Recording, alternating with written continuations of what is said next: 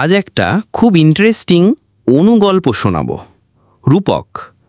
এই গল্পের সব কিছুই কাল্পনিক। তাহলে শুরু করা যাক। মৌমাজা নামের মধু খাওয়া পোকারা প্রতিদিন অন্যের হাইভ থেকে একটু একটু করে মধু চুরি করত। তারা ভাবত, একটুখানি করে নিলে ক্ষতি কি? দিন যেতে না যেতেই তারা এত মধু জমালো যে নিজেরা ওড়ার ক্ষমতা হারিয়ে ফেলে। এইভাবে সবার অধিকার যখন ছিনিয়ে নিতে থাকে, তখন সবাই মিলে ওদের বোঝাতে থাকে, কিন্তু বোঝে না। ওই যে কথাই বলে না, চোরের 10 দিন আর গৃহস্থের 1 দিন। সত্যি সত্যি একদিন ধরা পড়ে গেল সাধারণ মৌমাছিদের কাছে।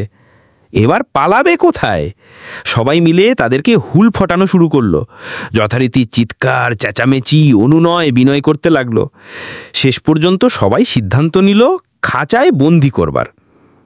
শেষে মৌমাজা খাঁচায় বন্দি হলো আর বলতে লাগলো, লোভের মধুই আমাকে জ্বালিয়ে দিল।